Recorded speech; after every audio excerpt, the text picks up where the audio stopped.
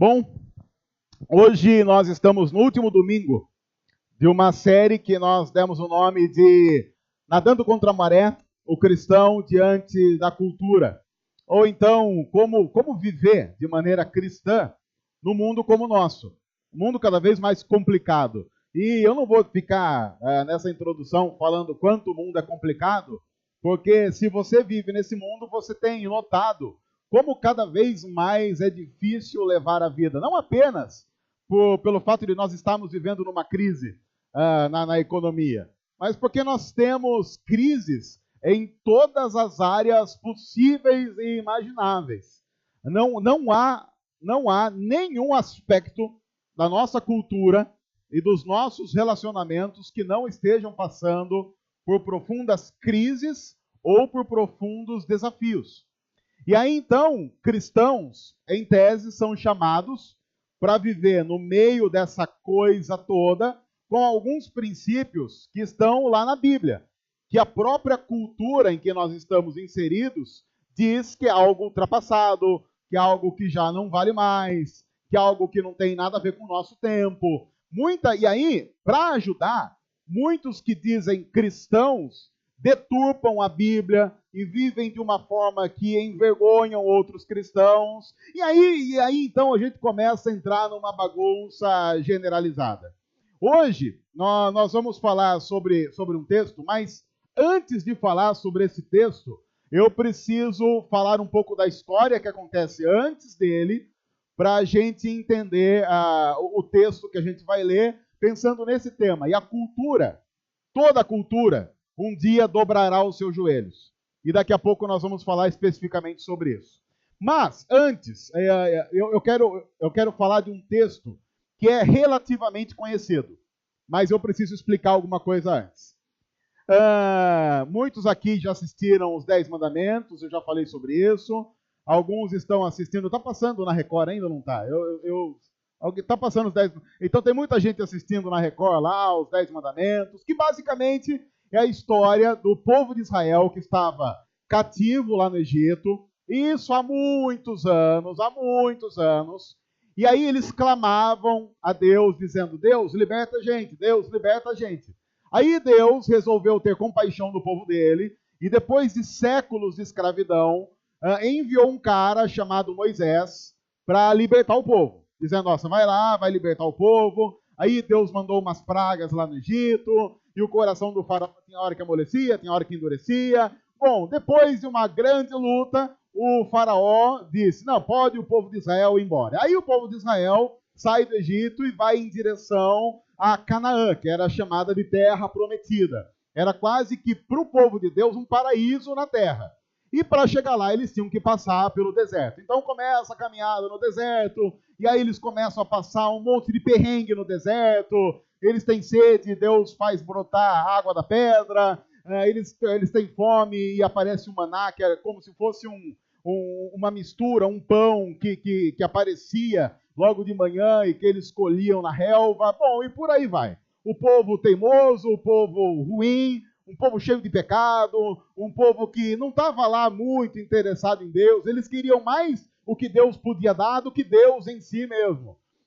Bom, e aí então a história vai caminhando, até que chega uma hora que Deus fala assim: eu vou dar para esse povo aí umas leis para eles basearem a vida. Então Deus chama Moisés no monte e fala assim: Moisés, eu vou dar para vocês os 10 mandamentos. Então, os 10 mandamentos muita gente conhece. Você nem precisa ser cristão para saber que existem lá os 10 mandamentos. Por exemplo, nos 10 mandamentos está lá: não matarás, não adulterarás, não terás outros deuses, e por aí vai.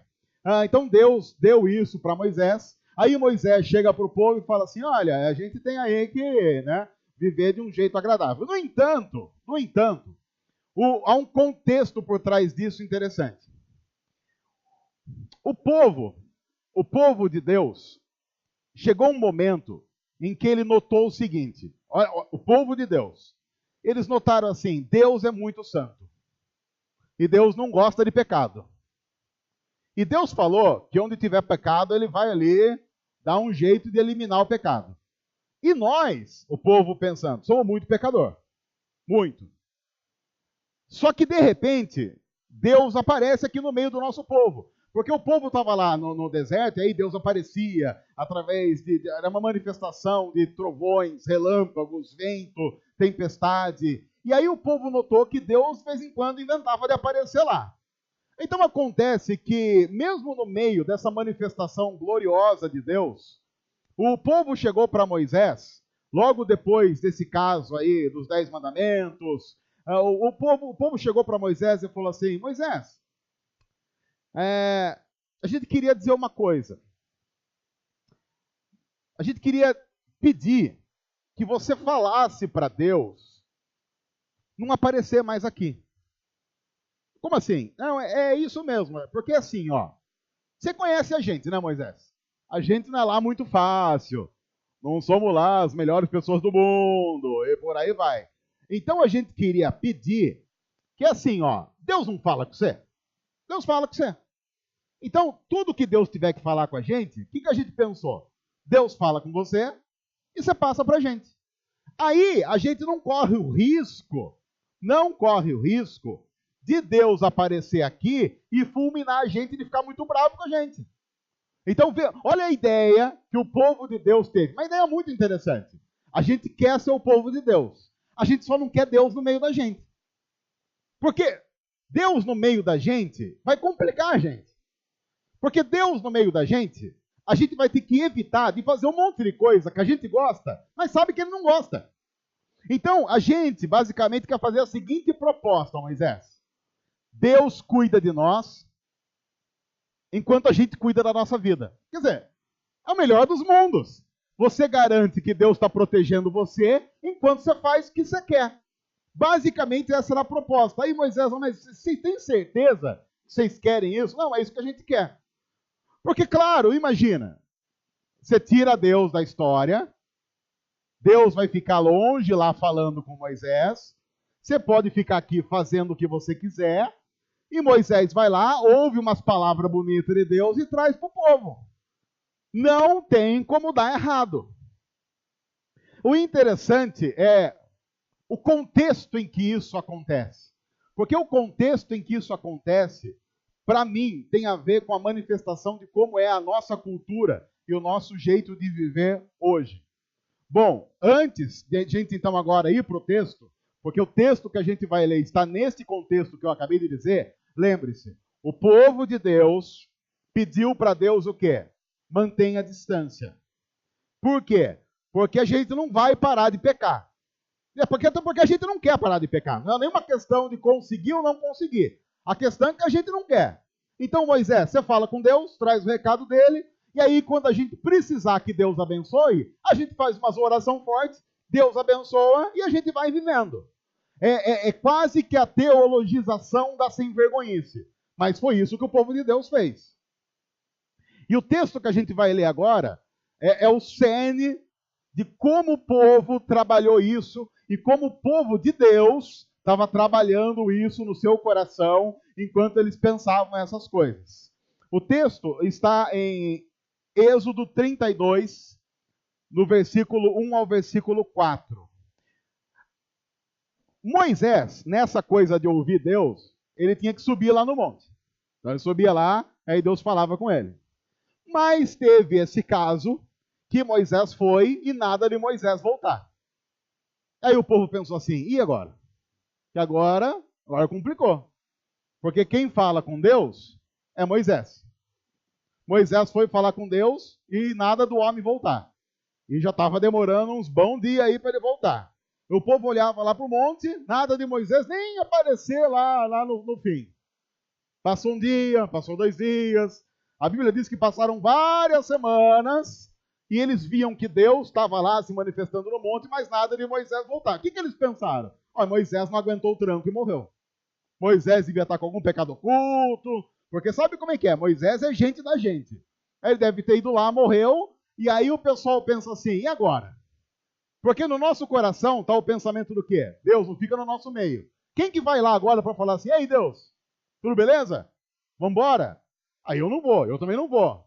Aí o povo, então, o povo de Deus, teve uma brilhante, maravilhosa e estrondosa ideia para resolver o seu problema de relacionamento com Deus. Antes, então, deixa eu lembrar que na primeira mensagem dessa série, nós falamos de 3 aspectos culturais que são essenciais a qualquer sociedade, que tem a ver, primeiro, com a forma como nós nos relacionamos com o ambiente. Então, por exemplo, desde que o ser humano é ser humano, ele nota que há dias que tem calor, então ele não precisa se vestir tanto, mas há dias de frio em que ele tem que se cobrir. E a cultura, então, dependendo de onde você mora, vai estipular se você vai ter no guarda-roupa roupas pesadas ou roupas leves. Se você mora no Nordeste, você no máximo vai ter talvez uma blusinha leve. Mas se você mora no sul do Brasil, você vai ter blusa, sobretudo, blusa, um monte de blusa, aquecedor andando assim do lado e por aí vai. Tudo depende da cultura. Então, esse é um aspecto fundamental da cultura. O ser humano tem que se relacionar com a natureza, com o que está à volta dele. E foi Deus que inventou isso, porque a Bíblia diz lá em Gênesis que Deus disse assim: façamos o homem à nossa imagem e semelhança e governe ele sobre a criação. Deus estipulou o primeiro aspecto da cultura. Ser humano se relaciona com o ambiente. Um outro aspecto de qualquer cultura no mundo é que seres humanos se relacionam entre si. E para fazer isso, eles criam símbolos. Como eu disse aqui, em algumas culturas, como a nossa, balançar a cabeça desse jeito, de cima para baixo, é sim. Em outras culturas, quando você chega na rua e diz assim, você está dizendo não. Porque alguém naquela cultura estipulou que assim é não e assim é sim. E a gente pensa, não, isso não tem nada a ver. E eles estão pensando a mesma coisa da gente. Em algumas culturas, você, como eu já disse aqui, se for pedir carona, jamais faça assim. Porque se você fizer assim, provavelmente você vai ser ou espancado ou preso. Em algumas culturas não se faz assim de jeito nenhum. Na nossa cultura, há um outro sinal parecido que a gente não faz. Mas a gente pede carona sim. Dependendo do país que você tiver, se você pedir carona assim, o cara vai para o acostamento e te atropela. Porque nas culturas em que não se pede carona assim, se pede carona assim. Mas no Brasil, se você pedir carona assim, e tiver assim no acostamento, você vai passar com o carro e vai pensar assim, eu não vou parar de jeito nenhum, esse cara está desesperado, porque no Brasil esse sinal assim é, pelo amor de Deus, para, pelo amor de Deus. Assim é, ó, a carona aí, meu chapa. Símbolos. E quem estipulou isso foi o próprio Deus, quando criou Adão e Eva e disse, olha, relacionem-se, sejam férteis. Ou seja, conversem, dialoguem, falem sobre si. E um outro aspecto presente em cada cultura, em qualquer cultura, é como seres humanos se relacionam com Deus. O ser humano foi feito para adorar. É isso que a Bíblia diz. E o ser humano sempre vai adorar alguma coisa. Seja Deus, seja sol, seja um pedaço de qualquer coisa, e seja ele mesmo. Narciso adora a si mesmo, cristãos adoram a Deus, outros adoram a dinheiro e por aí vai. 3 aspectos fundamentais da cultura. Como nós nos relacionamos com o ambiente, como nós nos relacionamos com o próximo e como nós nos relacionamos com Deus. A Bíblia diz que todos eles foram criados por Deus. A cultura, da forma mais plena e mais pura, é criada por Deus. A deturpação da cultura como nós conhecemos, não. E é por isso que a gente vai para o texto que diz assim, o povo de Israel lá no deserto, ao ver que Moisés demorava para descer do monte, juntou-se ao redor de Arão e lhe disse, quem é Arão? Arão é lá um parente de Moisés, que quando Moisés falou para Deus, porque um dia Deus chamou Moisés e falou assim, Moisés, eu vou libertar o povo. Aí Moisés falou, muito bem, senhor, o senhor tem que libertar o povo mesmo. Aí Deus falou, eu vou mandar você. Falou, não, senhor, o senhor não tem que libertar o povo pensando bem, viu? Pensando bem, esse povo é ruim, deixa ele lá. E aí Moisés fala, não, eu não quero ir. Deus fala, não, mas você vai. Não, mas eu não quero, não sei falar direito. Aí, só que Arão era um bom relações públicas. Arão sabia do riscado de falar com os outros. Aí Deus falou assim, então leva Arão. Então, muitas das vezes que Moisés tinha que falar com o faraó, ele falava para Arão que tinha que falar para o faraó, e Arão ia lá e representava a coisa toda. Então, no imaginário do povo, Arão era o vice-presidente da corporação Povo de Israel no deserto. Então tinha lá a corporação Povo de Israel no deserto limitada. No imaginário do povo, Arão era o vice-presidente da coisa.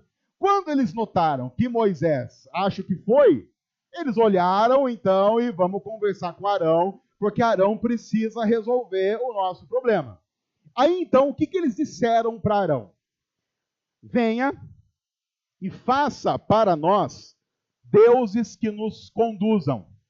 Pois a esse Moisés, o homem que nos tirou do Egito, não sabemos o que lhe aconteceu. É interessante porque nesse texto está no contexto em que o povo fala o quê para Deus? Deus, é melhor o Senhor não ficar no nosso meio. Porque se o Senhor ficar no nosso meio, o Senhor vai matar a gente por causa do nosso pecado. Mas foi só o calo apertar que esses caras falaram o quê?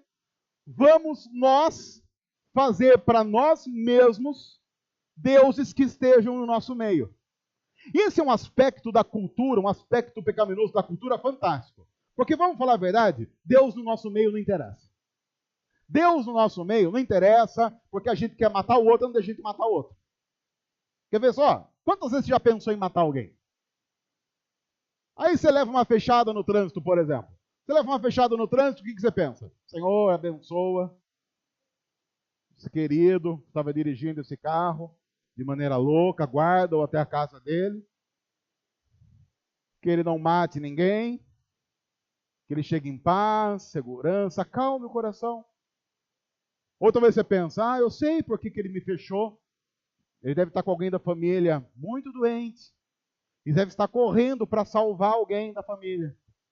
Não, a gente pensa, Senhor bem que podia fazer isso aí cair no corgo, hein? Quem sabe cai ali no rio, o cinto fica preso. Aí você está pensando assim, isso aqui é absurdo. Talvez você não tenha pensado isso, mas uma batidinha de leve não faria mal, né? Por quê? Porque enquanto a Bíblia diz para nós, e nós sabemos que a Bíblia diz, ore pelos inimigos, nós ao mesmo tempo sabemos as dificuldades que nós temos para colocar isso em prática por causa do nosso coração ruim. Nós temos um coração ruim que precisa ser trabalhado por Deus todos os dias da nossa vida. Então vamos ser sinceros. Imagina, por exemplo, eu já disse isso aqui várias vezes. Imagine que você chega na sua casa hoje, eu sei que ele está lá, tudo, mas imagina, você chega na sua casa hoje, você abre a porta, tem um homem sentado no sofá da sala, você olha e fala assim, quem é você? Ele fala, sou Jesus. Que Jesus? Como que Jesus? O Jesus. Mas como o senhor é Jesus? Não. Mostra as marcas. Ele mostra as marcas. Mostra um outro poder. Ele começa a levitar as coisas. Ele faz qualquer coisa que ele prova que é Jesus. Ele passa uma parede e volta. Aí você pensa, mas será que é Jesus ou David Copperfield? Mas aí você vê que é Jesus. Aí você fica meio feliz, porque você é crente, você é cristão, você é interessado de alguma forma em Jesus, mesmo que você não seja crente e cristão, porque quem é que não gosta de Jesus, não é mesmo? Aí você fala, que devo a visita, veio tomar um lanche, fique para um café, tipo a dona Florinda. Quer tomar uma xícara de chá? Aí Jesus fala assim, não, eu vou até ficar aí, mas eu vou passar agora até eu estava pensando em ficar aqui até o Natal. Vou passar o Natal aqui. Mas o senhor vai ficar até o Natal mesmo, assim, até? Eu vou ficar até o Natal. Vou ficar até o Natal. É o que eu vou fazer, eu vou ficar até o Natal. O senhor... Mas ele vai ficar assim? O senhor conhece aí a casa? O senhor já conheceu a casa? Não, já conheço a casa desde a eternidade. Então legal. Mas o senhor vai dormir onde? Aqui, pronto. Olha uma cama. Que legal. Poxa, Senhor Jesus, que bom. O senhor é bem prevenido. Mas, Senhor Jesus, eu não tenho nada assim para servir. Tu não tem, pode olhar. Olha que cheiro. Acho que está saindo alguma coisa do forno. Mas aí, Jesus, mas amanhã eu tenho que trabalhar. Opa, vamos junto. Mas como assim vamos junto? Não, vamos junto. Mas, Jesus, deixa eu só perguntar aqui, vamos resumir aqui. O senhor vai passar 24 horas do dia comigo assim mesmo? Vou. Essa é uma boa ou má notícia? Já parou para pensar nas implicações práticas disso? Já parou para pensar no rolo? Porque se Jesus vai estar presente 24 horas por dia, dançamos. Eu já arrisco dizer que a gente tem que reprogramar um monte de coisa amanhã. Você pega ali o amigo, alô, fulano? Tá ligado o esquema? Furou. Não é que eu sou furão, não, mas é que furou mesmo. O senhor dá licença, Jesus, é coisa rápida. Aí você está colocando viva voz, porque você sabe, Jesus está aqui, ele já está sabendo que eu estou conversando mesmo. Então, fulano, fala um oi para quem está aqui. Aí Jesus fala, oi. Então, fulano, você vai ver que coisa louca, né? Você não sabe quem falou oi pra você agora. Você não vai acreditar quem acabou de falar um oi pra você. Quem falou oi? Jesus. O cara já desliga. O cara já desliga porque ele pensa, dançou. Aí o cara já liga para todos, você começa a notar que você começa a ser excluído de todos os grupos de WhatsApp. Porque a pessoa fala, esse grupo aqui não dá. Você já é excluído de tudo quanto é grupo. Aí, e não precisa, talvez, muito Jesus fala assim, aproveitando, dá esse celular. Não dou. Dá esse celular, vamos ver, não vamos. Eu vou apertar esse áudio, não. Aí Jesus fala, eu sei o que tem nesse áudio. Eu só sei se ele não deveria estar aqui. Mas eu sei o que tem. E aí as coisas começam a complicar, porque Jesus presente 24 horas por dia vai fazer com que a gente tenha que reprogramar algumas coisas da vida que a gente não quer reprogramar. Já imaginou a forma como a gente vai tratar os nossos filhos?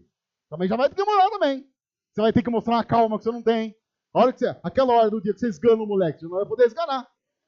Vai poder falar, vamos orar nesse momento, em vez de esganar, que eles vão orar. Então, Arão, vem e faça para nós deuses que nos conduzam. Pois esse Moisés, homem que nos tirou do Egito, não sabemos o que lhe aconteceu. Esse povo é sem vergonha. Porque, peraí, foi Moisés que tirou o povo do Egito? A Bíblia diz que Moisés foi usado como instrumento de liderança para que Deus tirasse o povo do Egito.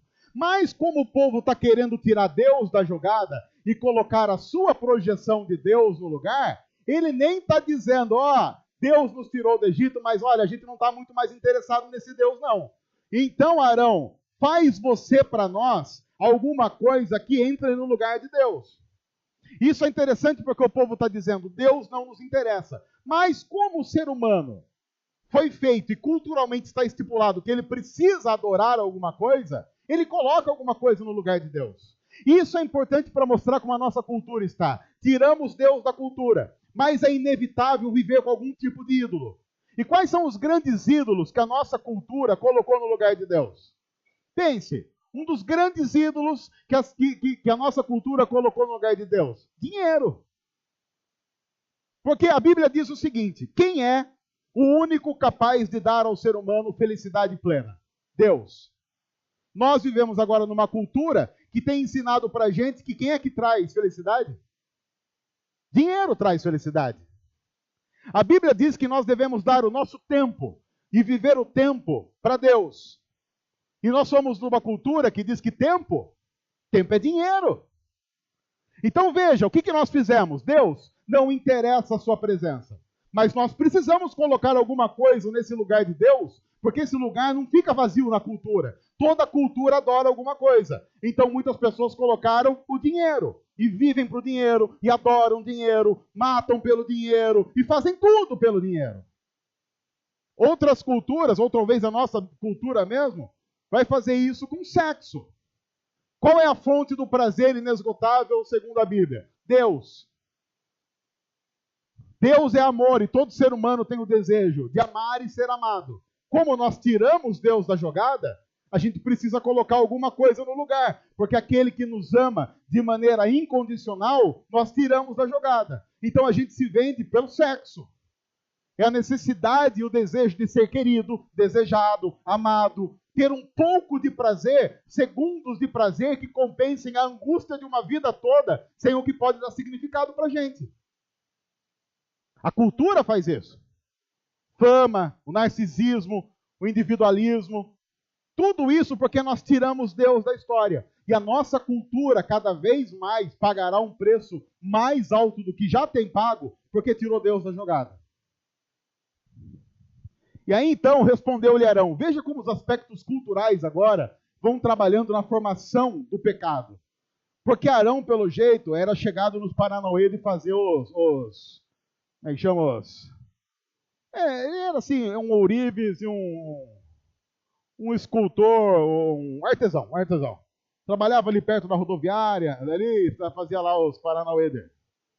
Respondeu-lhes Arão, tirem os brincos de ouro das suas mulheres, seus filhos e suas filhas, e tragam-os a mim. Todos tiraram seus brincos de ouro e levaram a Arão. Ele os recebeu e os fundiu. trabalhou, cultura trabalhando. Transformou tudo num ídolo, que modelou com uma ferramenta própria, dando-lhe a forma de um bezerro. E aí o povo, que até agora, em tese, caminhava com Deus, olhou para aquele bezerro de ouro e disse o quê? Eis aí os seus deuses, ó Israel. E agora a expressão é uma das mais tristes da história da Bíblia. Aí estão os seus deuses, ó Israel, que tiraram você do Egito. Olha, mas também não vá olhar para o povo de Israel e pensar assim, é absurdo que eles estejam dando a glória para um bezerro de ouro. Porque a gente faz a mesma coisa, mas em outros vieses. Através de outras formas. Por exemplo, a Bíblia diz que quem nos sustenta é Deus. Mas a gente vive a megalomania de achar que se a gente ganha muito dinheiro é porque a gente é bom no que faz. E quando a gente acha que ganha muito dinheiro porque é bom no que faz, é como olhar diante do espelho e dizer, está aí, ó Israel, aquele que sustenta a sua vida. Enquanto a Bíblia diz que o nosso sustentador é Deus. É Deus que nos sustenta. É Deus que cuida de nós. É Deus que é misericordioso. É Deus que dá ou tira, segundo a Bíblia diz. A expressão de Jó, quando pede tudo, é fantástica, porque ele diz, Deus deu, Deus tirou. Bendito seja o nome do Senhor. Ele faz o que ele quiser. Eu tenho a noção de que não é pelo que eu faço. Não é pela minha força, não é pelo meu músculo, mas é por aquilo que Deus faz. Então eu vivo para Deus. No entanto, o povo de Israel, assim como nós, muitas e muitas vezes teimamos em colocar outras coisas no lugar de Deus. E é assim que a nossa cultura tem feito. Eu estou dizendo tudo isso para afirmar para você que o aspecto cultural mais demoníaco da cultura em que nós estamos inseridos tem a ver com a idolatria que toma cada vez mais conta, não apenas da cultura fora, externa, mas do nosso coração. Nos ensinando a viver por nós mesmos, buscar a nossa felicidade, buscar a nossa satisfação, mesmo que para isso a gente tenha que pisar em tudo que Deus estabeleceu na história. E quando nós estabelecemos que nós vamos construir o nosso conceito de felicidade, é como se nós estivéssemos dizendo, Deus, dá licença, porque o conceito de felicidade do Senhor não nos interessa. Nós vamos construir o nosso conceito de felicidade. Eis aí, ó Piracicaba e Brasil, os deuses que vão dar alegria a vocês. Mesmo que eles cobrem, em pouco tempo, um preço que nenhum ser humano no mundo poderia pagar. Assim, o ser humano tem a tendência no coração à corrupção, ao pecado. Tudo aquilo que é consequência lá de Gênesis 3, quando o ser humano resolveu romper com Deus. E a gente vai vivendo a vida rompendo com Deus quase todo dia. Com os nossos atos, com os nossos pensamentos e com as nossas projeções. No entanto, esse não é o fim da história. E graças a Deus que esse não é o fim da história. Porque se nós vivemos numa cultura deturpada pelo pecado, o próprio Deus diz que esse não é o fim da história. É por isso que seres humanos, quando conhecem o cristianismo, deixam de ser alienados com relação à história. Por isso que o cristão alienado peca. Ele passa a ser consciente de que não importa o que a história esteja, como a história esteja acontecendo. Ele crê na redenção da história. Porque Jesus mudou tudo. Paulo escrevendo aos Romanos, e nós vimos esse texto na semana passada, eu vou pensar apenas um versículo desse capítulo.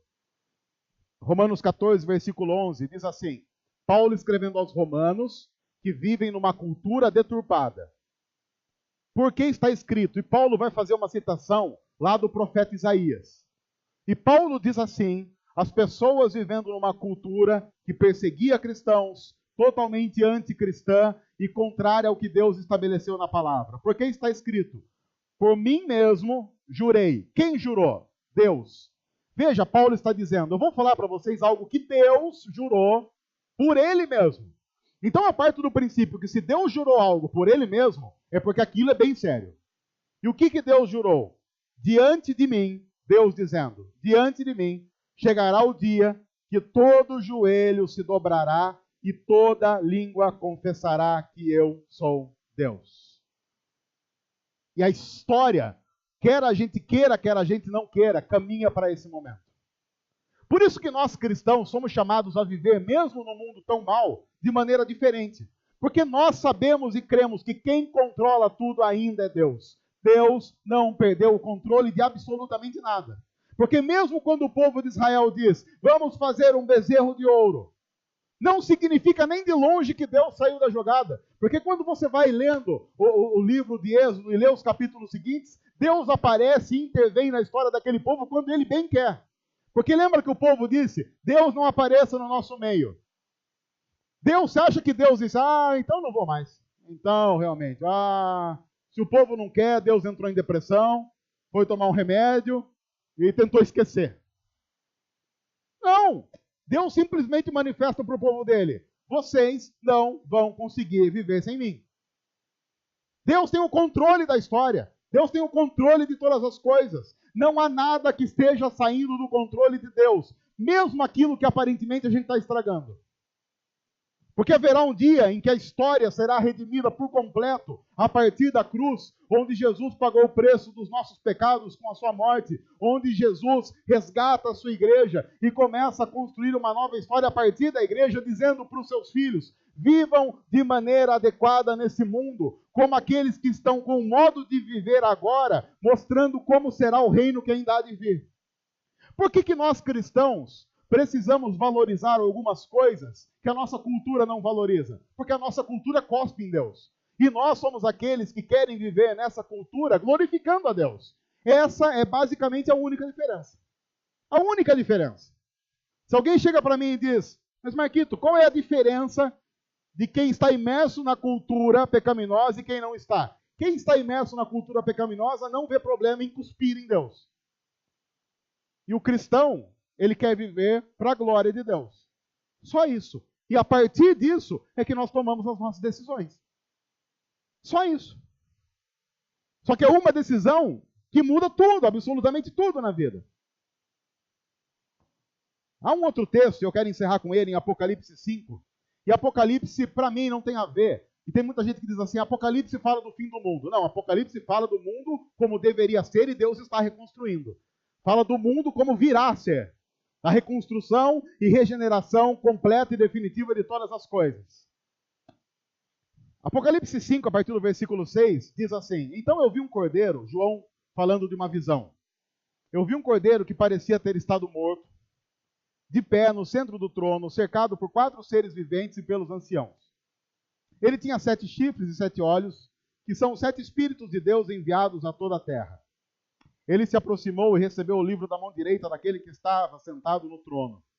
Ao recebê-lo, os 4 seres viventes e os 24 anciãos prostraram-se diante do cordeiro. Cada um deles tinha uma harpa e taças de ouro cheias de incenso, que são as orações dos santos. E eles cantavam um cântico novo. Veja o que é que será cantado ao nosso Senhor Jesus.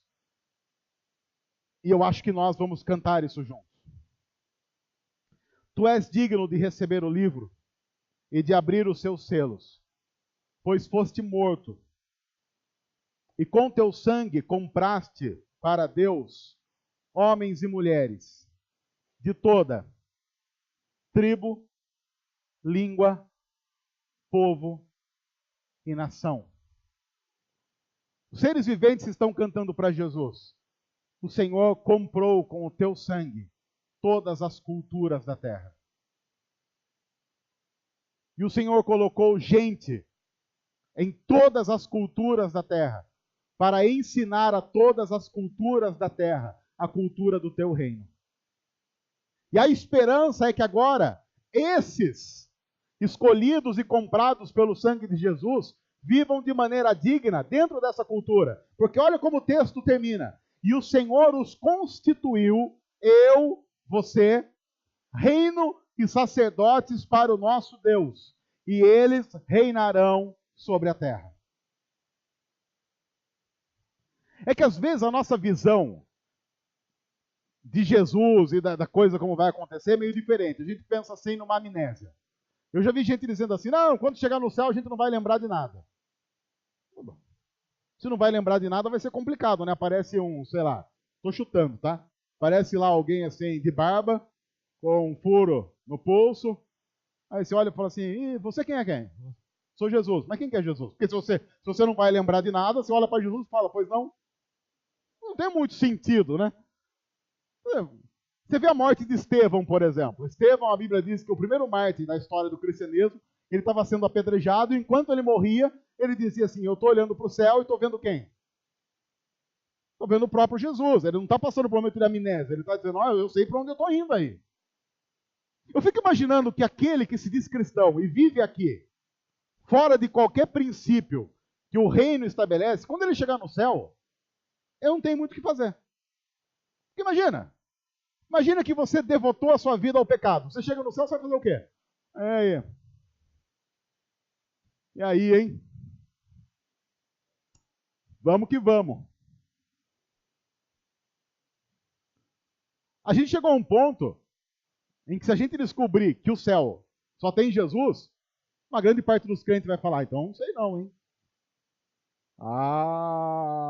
Pensando bem, só tem Jesus? Imagina, eu já falei isso várias vezes. Imagina você chega no céu, aí é uma roda, todo mundo sentado em roda, aí eles falam assim, o que vai acontecer aqui? Não, aqui a gente vai conversar com Jesus. Vai conversar com Jesus. Quando? É a eternidade.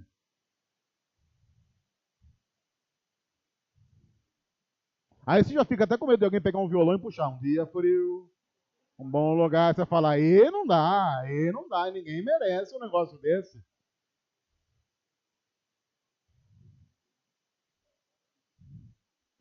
Porque o que a Bíblia está dizendo, se Deus constituiu a gente reino e sacerdotes, ele está dizendo o seguinte, o que vocês estão fazendo agora já é um treinamento para o que vem depois.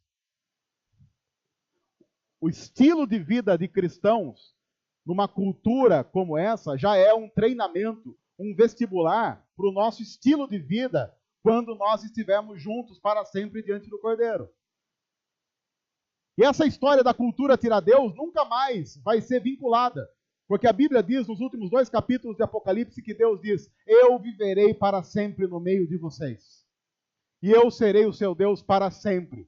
Tanto é que a Bíblia diz que a nova cidade, a cidade santa, não precisa da luz do sol, porque Deus é a luz que iluminará a cidade para sempre, e nós viveremos eternamente debaixo da luz do próprio Deus. O que nós precisamos compreender, irmãos e irmãs, é que vai chegar um dia em que todas as culturas dobrarão os seus joelhos e dirão, Jesus Cristo é o Senhor. Algumas, infelizmente, farão isso tarde demais. Serão como aqueles que se ajoelharão e vão dizer, nós estávamos completamente errados. E acabou o tempo. Alguns se prostrarão diante do Cordeiro, dizendo, Senhor, nós somos gratos pela história, pela redenção, pela cruz. E ouvirão de Jesus naquele dia, sejam bem-vindos, benditos do meu Pai. Aproveitem das bodas, da festa. E a festa vai durar para sempre. É por isso que, quando a gente pensa nisso e nessa manifestação gloriosa de cristãos em todas as partes do mundo, em Piracicaba, em São Paulo, no Rio, no Nordeste, no Norte, na América, na Europa, na Ásia, não importa, em qualquer lugar, vivendo como reino e sacerdotes para a glória de Jesus, nós pensamos, e há uma frase que eu li num livro de Justo Gonzalez que expressa de maneira gloriosa o que nós aguardamos, que diz assim, nós não lutamos, cristãos não lutam para acabar com as culturas. Nós não lutamos para acabar com as culturas, porque há aspectos culturais fantásticos.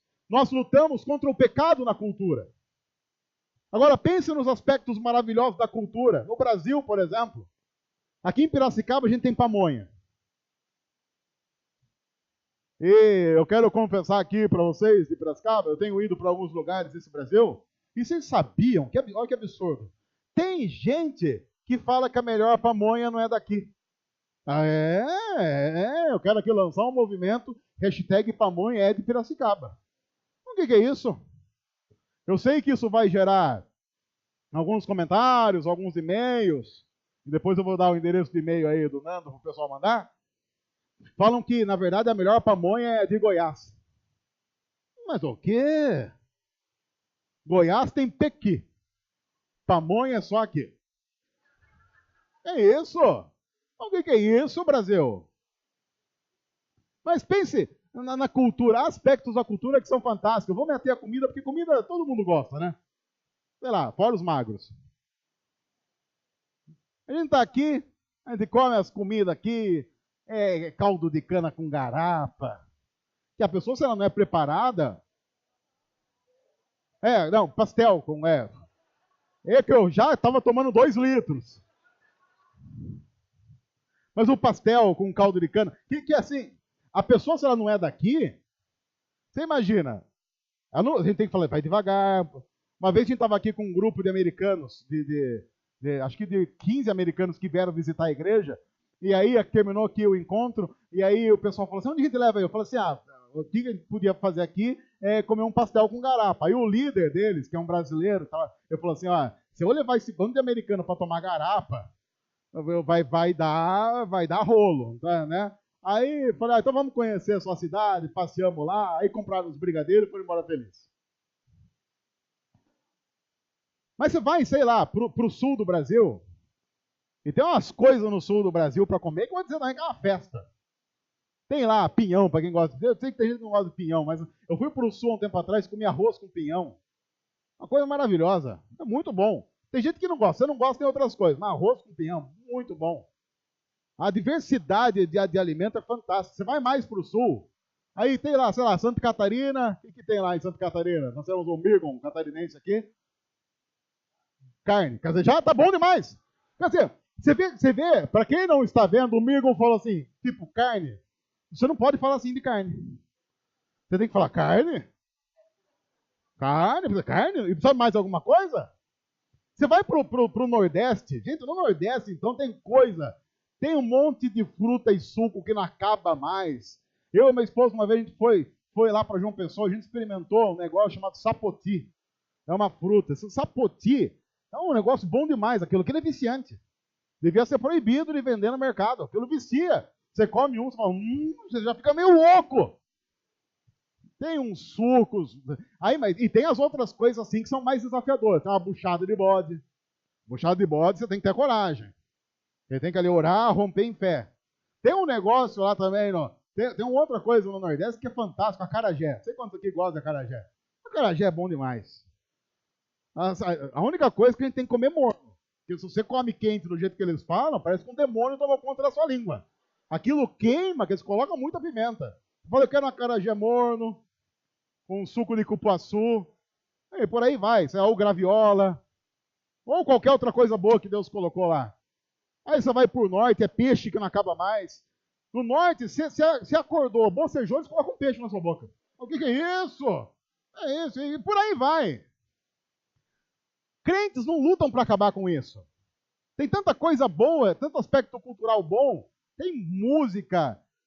E o Brasil tem umas coisas legais, o Brasil, que não tem em nenhum outro lugar do mundo. Você diz, Marquinhos, vem aqui.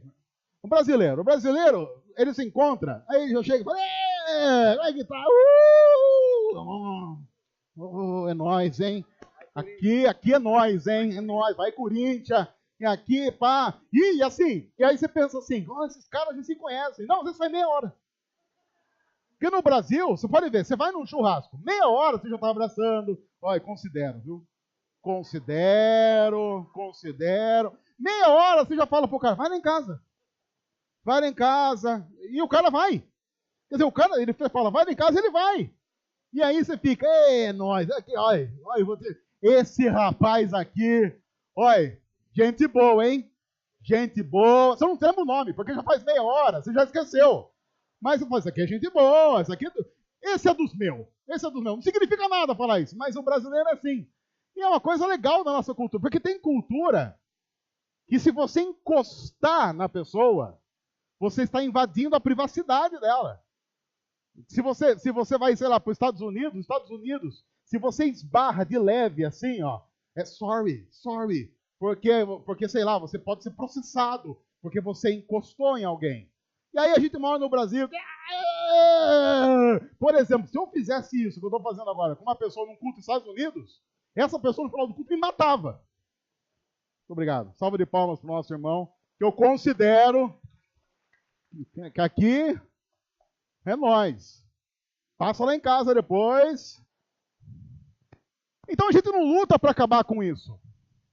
A gente não luta para criar uma cultura chata, mas nós lutamos e aguardamos o dia em que todas as tribos, povos, línguas e raças cantem juntos os louvores a Jesus.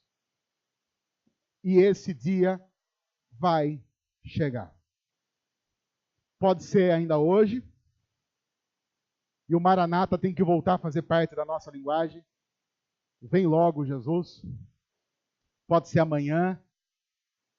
Se eu pudesse escolher, escolheria que fosse daqui a uma meia hora, só para dar tempo de batizar o pessoal, daí a gente já vai tudo junto. Ei, beleza.